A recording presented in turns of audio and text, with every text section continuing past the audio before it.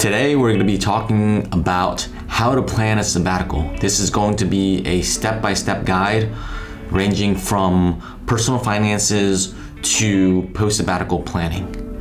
Having a plan for your sabbatical is incredibly important because without one, things aren't going to go exactly how you planned, right? So one of the biggest things about having a sabbatical, and I think provides your sabbatical a little bit of meaning and purpose, is to know your why. It's important to understand why you're doing this, and this is highly personal, and it depends on what exactly you're looking for in your sabbatical. And those reasons can range from taking some time off in order to blow off steam or to recuperate from a very stressful job, all the way to your personal reasons of maybe wanting to pursue a passion project or maybe even start a business, right? Now that you have all this extra free time, knowing why you want to do something and why exactly you're taking a sabbatical is going to be very empowering. Personally, for me, I want to travel the world. I want to take life more slowly and to, understand that life is not exactly all work and no play. I want to be able to balance that. I want to have the ability to seek work-life balance outside of just focusing solely on my career. And really to create content and to create and add more to the world in a more meaningful, positive way. Instead of, for me personally, I feel like I have been consuming, whether that's social media, going on Reddit, consuming content, reading news. It's just overload, and I want to do the opposite. I want to create and build something that is more meaningful and impactful for the world. So that's my personal why of why I'm taking the sabbatical. But for everyone else, all those reasons are perfectly fine.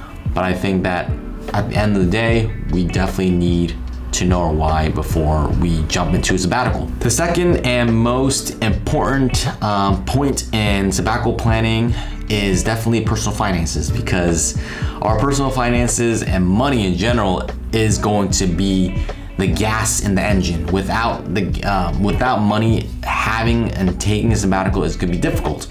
And there's a couple ways to go about personal finances, but having a general idea of how long your sabbatical is going to be is really important. Whether that's a month or if that's going to be entire year, you have to have a general idea of how long your sabbatical is going to be, because it's going to affect how much you're going to spend, right? A good way to go about it is definitely to take your current expenses and understand, calculate, keep track of how much you're spending currently when you still have a job, when you're still before you have to actually take a sabbatical, so that you have a general idea of how much is going out the door.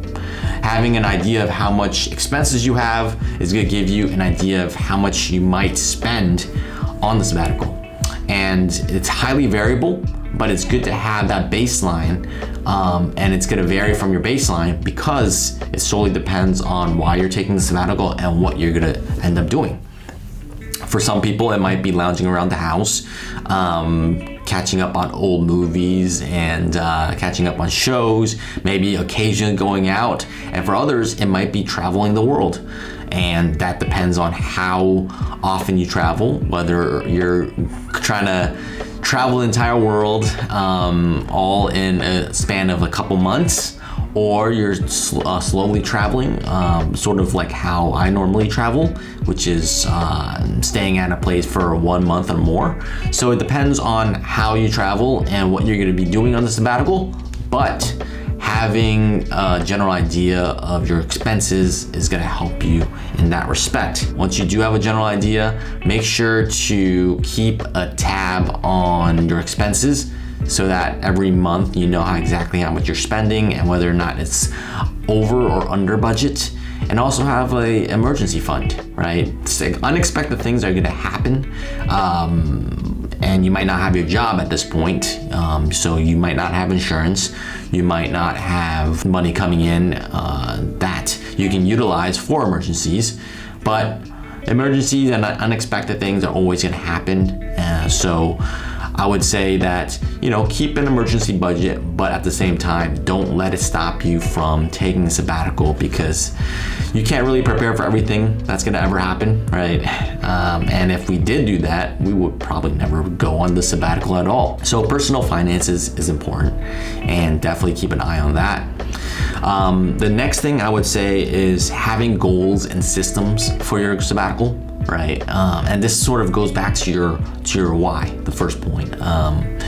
Understanding your why is going to allow you to have some goals, because once you are not working, you're going to lose the structure that you might have had while you were working, whether that was a 9-to-5 job where you were waking up at a specific time and getting ready for work, going to work, and having your manager, having coworkers that were keeping you accountable, having deliverables, right?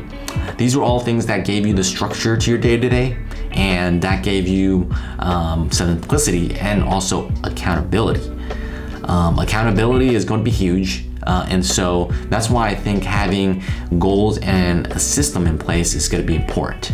So if your goal is to learn a new language, then your system is going to be taking a 1-hour class every single day, Monday through Friday. So it sort of sections off your work and also your play.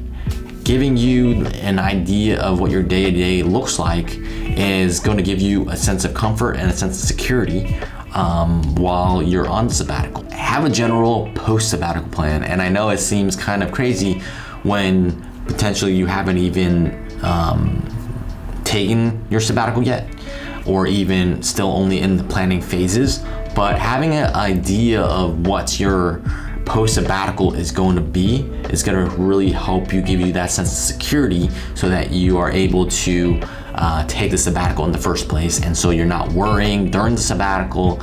You know exactly the timeline. You know what you're going to be doing at month 8, month 9, and how you're going to reintegrate back into the normal world, right? Because taking a sabbatical is definitely different.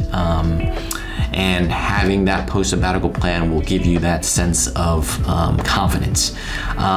So if you're like most people, if you quit your job prior to the sabbatical and you're going to be re-entering the workforce, your post-sabbatical plan can simply be giving yourself a couple months leeway before the end of your sabbatical, so that you can actually plan for and prepare your resume, prepare for interviews, and to brush up on specific skills that you might need in your specific profession. So these are all things that you want to think about, right? And also, on the off chance that maybe it's going to take a little bit longer for you to jump back into your old job, right? So did you account for that in your expenses? Did you account for that in your timeline, right? So all these things can affect a sabbatical, and you want to keep an eye on that. And really, after these important points, I think the next and most difficult part of it is actually pulling the trigger. And for me personally, it wasn't that easy in the sense that I was racking my brain on how exactly to go about it. And that's one of the reasons why I wanted to share this with you all, is that talking to your company, talking to your manager on quitting and to exiting so that you can take your sabbatical, it doesn't have to be as difficult as we make it up to be in our own minds. I think one of the things that you want to keep in mind is have a frank discussion with your manager. Ask them about the company policies on whether or not they even have a sabbatical program, because some companies do. So your manager might know, but human resources is definitely going to be a very valuable resource in that they have certain policies about sabbaticals and the guidelines around the types of sabbaticals you can take. Some companies allow for sabbaticals for taking time off. Some are year specific. as in if an employee worked here for 5 years, they might warrant taking a 1-month sabbatical. Only you will know and you will find out what your company policy is. And if you find out that they don't have this program, then the next thing is going to be talking to your boss, having that conversation with your manager. Set something ahead of time of exactly what you're gonna say, having general ideas of how you're gonna approach it, but keep it normal, keep it a conversation, saying that you are thinking of taking a sabbatical, which you are, and that you would love to stay with the company if you want to, and just discuss options, right? Because from my own experience, some companies do allow you to work something out between yourself and your manager, and depends on the needs of the team. And obviously this varies across different organizations, but some bosses are willing to work with you to figure out a plan. And maybe that's a month or 2 months off while someone else covers for you. But hey, you're still going on a sabbatical and you get what you want, and the team gets what they want, which is to retain you and your skills. Having that conversation, that part of it is important, because you might get what you want without having to actually leave your job to begin with. And if all else fails, then what you have to do is make that difficult decision, which is what you originally intended to do, which is have that conversation and give your manager the 2-week notice, just so that they can have a successful transition. Because at the end of the day, taking sabbatical is perfectly normal.